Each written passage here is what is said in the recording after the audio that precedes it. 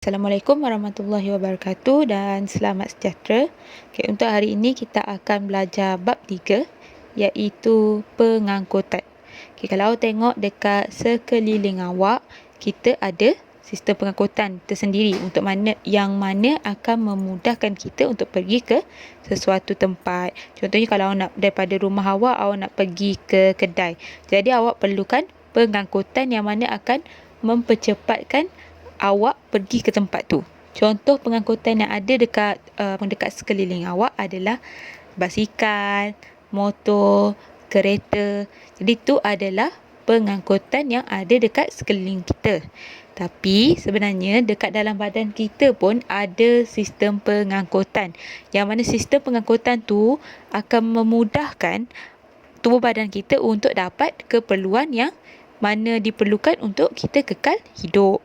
Jadi untuk hari ini kita akan belajar apa itu sistem pengangkutan dan lagi satu apa perbezaan sistem pengangkutan dekat manusia dengan haiwan-haiwan yang ada dekat muka bumi ni.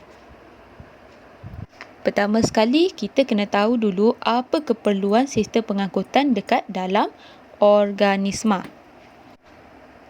Okey, pertama, setiap sel ni dia memerlukan oksigen yang mana digunakan untuk respirasi sel dan juga sel pun memerlukan nutrien untuk mendapatkan tenaga. Dan pada masa yang sama, karbon dioksida dan juga bahan kumuh lain. Okey, bahan kumuh ni contohnya bahan-bahan yang tak diperlukan dalam tubuh badan kita. Bahan-bahan yang boleh memberi kesan negatif kalau dia tersimpan dekat dalam badan kita.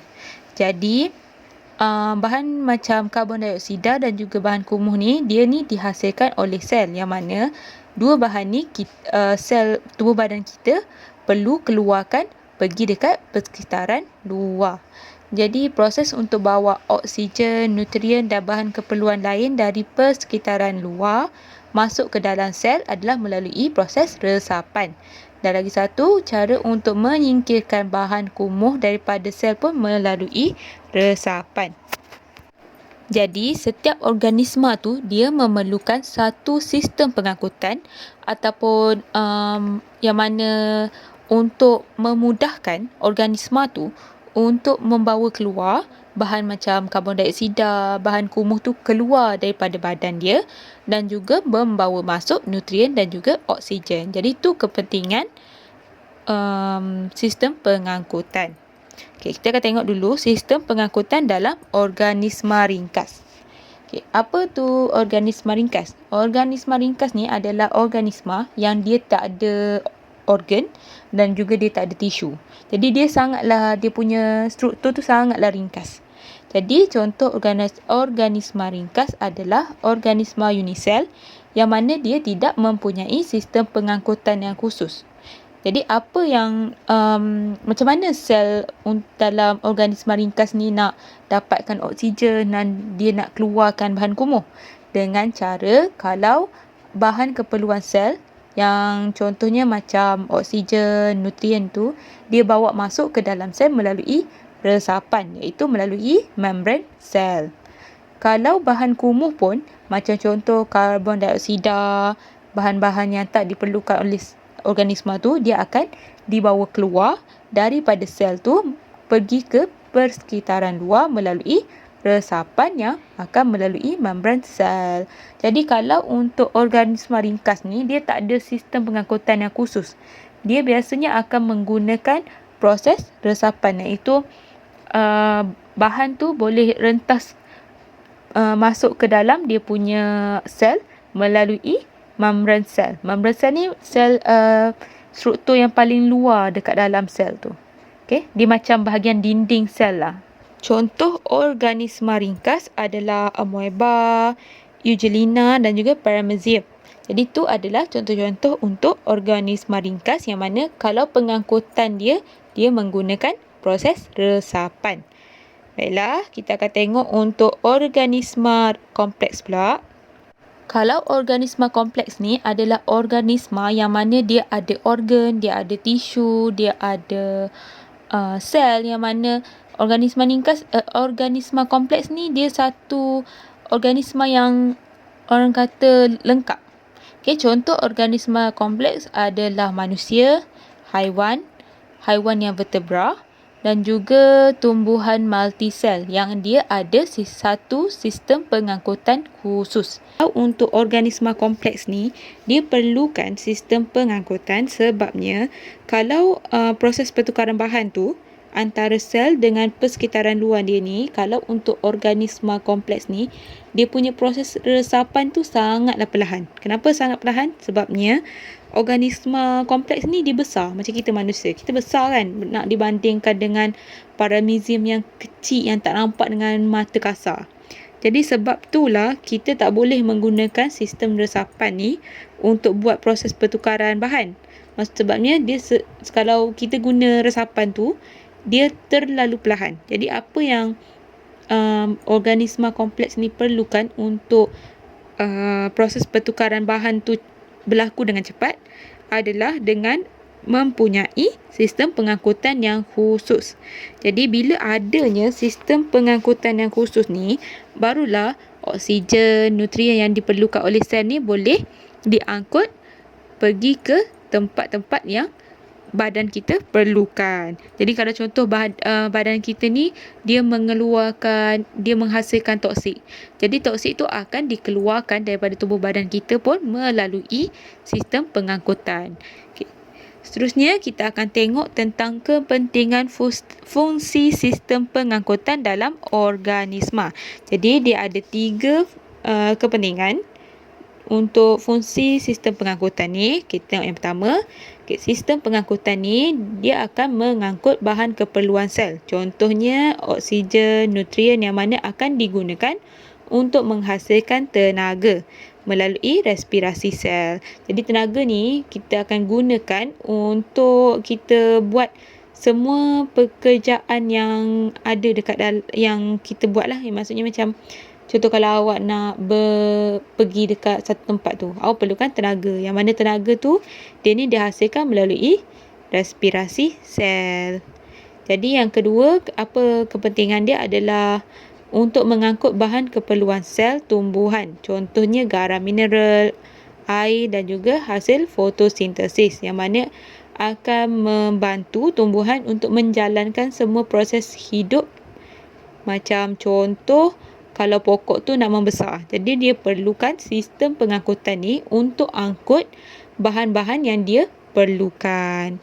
Jadi untuk yang ketiga adalah sistem pengangkutan akan menyingkirkan bahan kumuh yang bertoksik keluar daripada sel dalam organisma ke persekitaran luar. Jadi bahan berkumuh bertoksik ni, dia yang gagal untuk disingkirkan daripada sel, dia akan memberi impak negatif dekat tubuh badan kita, yang mana dia akan meracuni badan dan lagi satu dia akan membunuh organisma tersebut. Jadi sebab itulah kalau bahan kumuh bertoksik ni, dia tubuh badan kita kena keluarkan dia. Jadi untuk keluarkan dia, tubuh badan kita akan menggunakan sistem pengangkutan. Sama juga kalau awak tengok pokok-pokok tu semua, dia dapat air, dia dapat garam mineral, dia dapat nutrien pun yang mana dia dapat melalui sistem pengangkutan. Sistem pengangkutan tu yang akan hantar air daripada tanah pergi ke daun-daun, pergi ke batang pokok untuk pastikan pokok tu kekal sihat. Untuk seterusnya, kita akan belajar tentang sistem peredaran darah. Sistem peredaran darah ni adalah sistem pengangkutan yang digunakan oleh manusia dan juga semua haiwan vertebra. Apa itu haiwan vertebra? Haiwan vertebra ni contohnya adalah mamalia, reptilia, amfibia, burung, ikan. Itu semua adalah contoh-contoh haiwan vertebra yang mana biasanya manusia dengan haiwan vertebra ni dia menggunakan sistem pengangkutan yang dipanggil sebagai sistem peredaran darah. Jadi kalau untuk sistem peredaran darah ni, kalau untuk semua haiwan vertebra, biasanya darah dia akan mengalir di dalam salur darah secara berterusan. Dia akan pergi ke seluruh bahagian badan dalam satu kitaran lengkap. Yang mana satu kitaran lengkap tu dia akan berjalan melalui jantung. Tapi setiap mamalia, reptilia, amfibia, burung, ikan ni, dia punya sistem peredaran darah dia ada sedikit perbezaan. Yang mana kalau awak tengok dekat dalam buku teks awak, muka surat 83, Rajah 3.3 dan juga Rajah 3.4 tu dia ada tunjuk antara apa yang dia punya struktur yang membezakan antara sistem peredaran darah dalam ikan, amfibia, reptilia dan juga dalam mamalia. Jadi, cikgu akan terangkan satu persatu. Okey, mula-mula kita akan tengok dulu dia punya persamaan. Apa persamaan keempat-empat ni? Apa persamaan sistem peredaran darah ikan, amfibia, reptilia, mamalia dan juga burung. Jadi persamaan dia adalah dia ni terdiri daripada satu sistem yang mana akan membolehkan darah sentiasa mengalir dekat dalam salur darah secara berterusan melalui jantung yang mengepam darah ke seluruh badan dan akan kembali ke jantung. Jadi tu adalah persamaan dia. Tapi perbezaan dia pula kita akan tengok dulu untuk ikan. Kalau untuk ikan, dia punya sistem peredaran dia adalah darah tertutup dan tunggal. Okey, itu adalah perbezaan pertama, iaitu sistem peredaran darah dia bersifat tertutup dan tunggal. Jadi kalau komponen dekat dalam jantung tu, dia akan ada satu atrium dan juga satu ventricle. Okay, itu adalah dia punya komponen jantung untuk ikan. Kalau untuk dia punya pengaliran darah beroksigen dia, kalau untuk ikan, darah yang beroksigen tu, dia akan mengalir dari jantung ke seluruh badan yang mana dia akan membekalkan oksigen. Lepas tu, dia akan bertukar menjadi darah terdioksigen dan dia akan kembali pergi ke jantung. Okay, lepas tu kalau darah yang tak ada oksigen, kita panggil dia sebagai darah terdioksigen. Yang mana darah terdioksigen ni, dia akan mengalir dari jantung, lepas tu dia akan pergi ke insang dan lepas tu dia akan bertukar menjadi darah beroksigen. Okay, itu adalah dia punya pergerakan untuk darah.